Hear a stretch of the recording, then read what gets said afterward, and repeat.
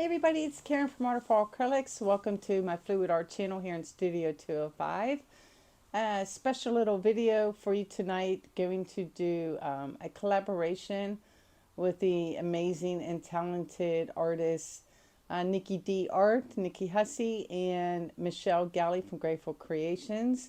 We are doing a swipe and embellishment collaboration using some of the new This Little Piggy pigments.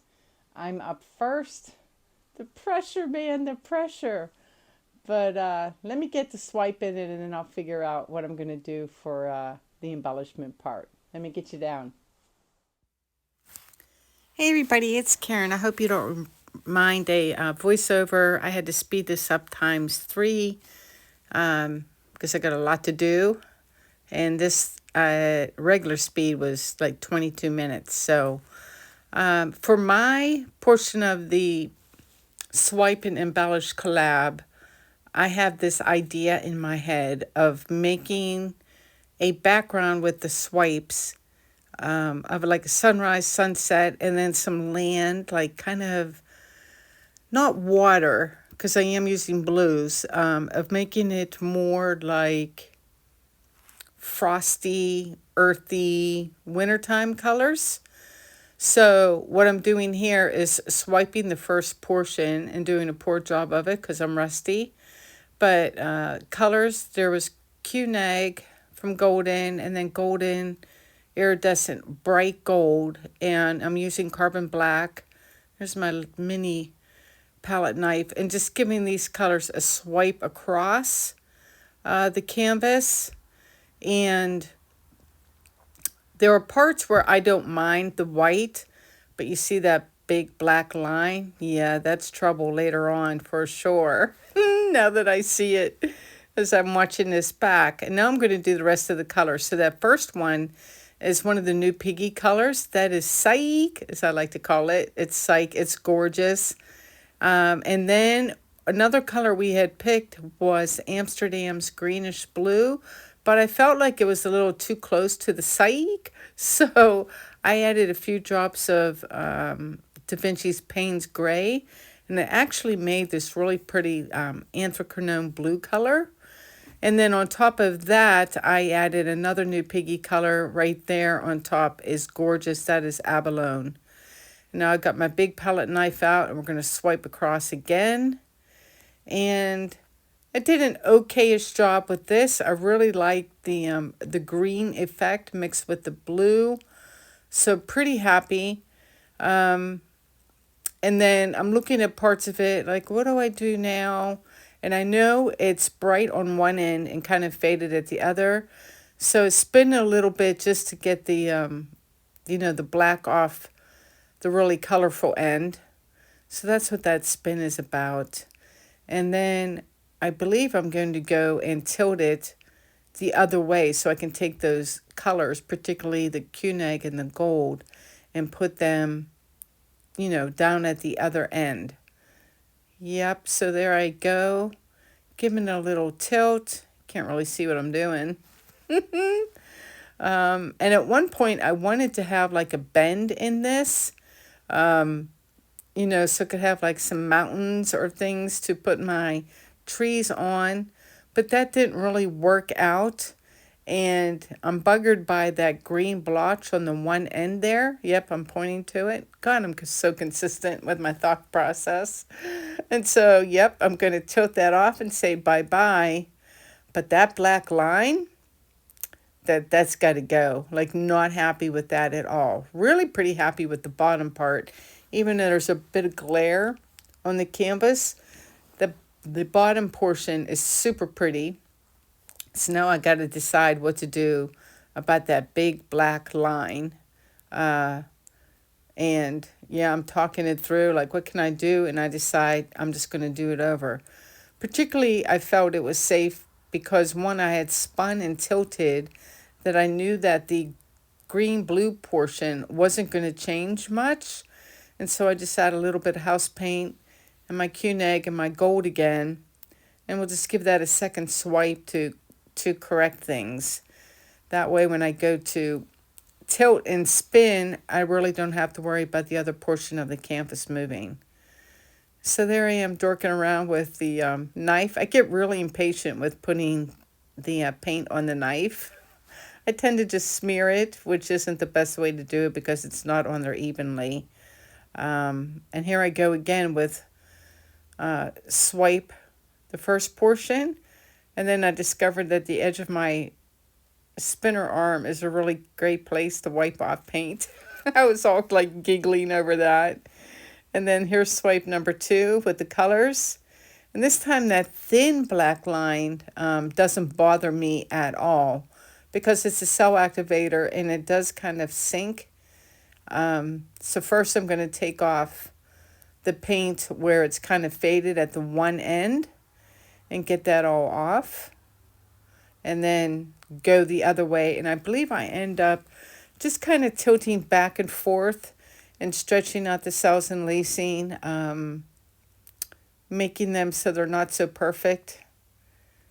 And see how it's like faded? So now I've got to go back the other way and take the colors back the other way. And now the paint's slowing down, so it takes a little longer. So I'm just waiting for that to come down. And then we'll give it a little spin and take off some of the edges. There's that one blue corner that I was in love with, and I didn't want to lose that. It was really pretty. So I'm kind of staring at things. And like I said, this is going to get covered somewhat with my trees. So if there's like a little area that I didn't care for, I didn't sweat it too much. And there I'm pointing to that, my favorite little blue part. You see it there? I didn't want to lose that, so I'm going to tilt it the other way to try to save as much as possible. Don't like that bikini corner. Going to try and spin it off. Woo! Look at it go at 3 times the speed. Now we're getting somewhere. The colors are starting to go over to the one side, so let's help it some more. I didn't even mind that one part in the blue where it looks like it has some white. It's just really light blue, and I felt like it looked like snow and ice. So I was actually kind of happy about that part too. And yeah, here we are with the close-up of the wet results already.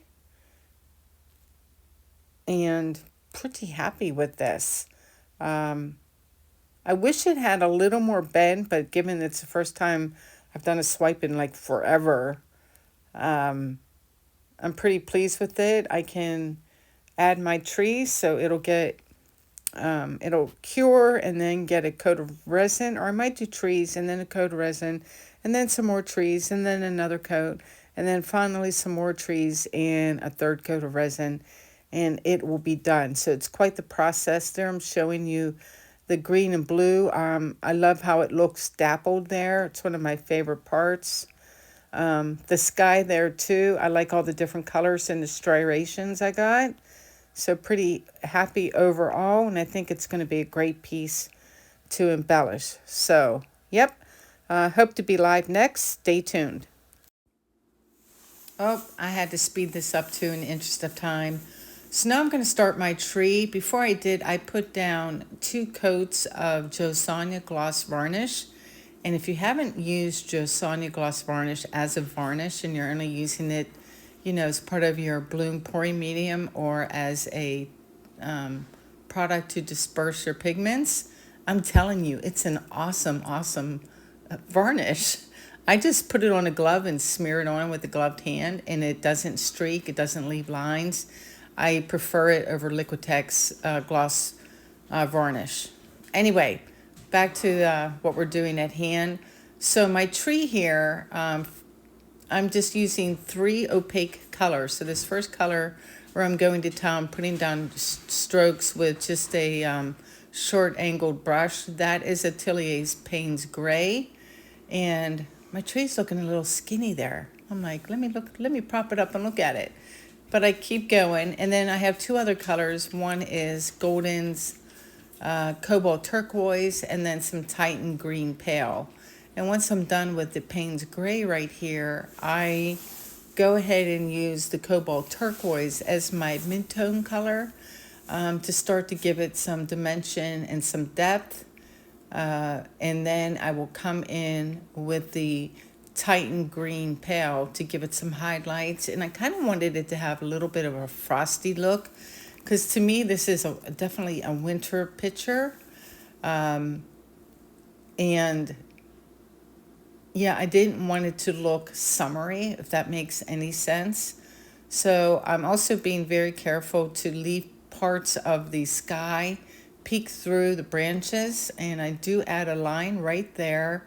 And then I'll cover parts of that line, just like you would see a pine tree in nature where you can't see the entire trunk, but you can catch glimpses of it. So I incorporated that into it, and some final touches, and that's the general idea of how I paint a pine tree. And then I won't bore you with the other ones. I will just add them and then get you guys down for the final results with another. I think I added 2 more coats of the Josanya gloss varnish to this, and I'm gonna leave it be. So yeah, tons of fun, easy to do, and I think I just, like I said, used 2 brushes, one medium round one and a short angled brush. I've seen some artists use fan brushes to dab on their canvases to make pine trees, and I tried that and decided I didn't like it, and I prefer the angled brush instead. And I don't know what else to say. See, it's a voiceover. I could tell you a joke or something. I think I'm just about done. Stay tuned for the finished results. Yep. Hey guys, I'm back with the completed results of this one. I can't pick it up off my table because I just put some Josanya gloss varnish down on it, so it's still very, very wet. I'm really happy with my trees though. I think they turned out pretty great, at least, for my ability. I've been practicing those, and you'll see these types of trees again in a future video. And they look really, really nice. So, but I'll take this for the first try, right? And the piggies, man, look at them. Look at them blinging out. So, so pretty. I like how it looks like it has frost on the ground. To me, it's very, very wintry without the actual snow. So, yeah, there's mine. And let me flip around and say goodbye. I feel like I talked a lot in that video. From having to do voiceovers, those are not my jam. I'd rather just be a stream of consciousness talking to you guys as I paint. But you got to do what you got to do. I hope you guys enjoy. Please like, share, and subscribe. And if you haven't tried Josanya gloss varnish as an actual varnish, it's amazing. Like, try it. It's right up there with Liquitex without having to deal with the streaks. And you don't have to dilute it and, do all that other nonsense. You can just smear it on with your fingers and you're good to go. It's great. Anyway, that's it for me today. Super, super excited about the Fluid Art Boutique. We will be going to Dublin, Ireland next June. Check out my little video prior to this one, the little commercial video that we made. Hope to see you there. Make plans now. But Europe, we're coming for you. Anyway, take care, guys. Peace out.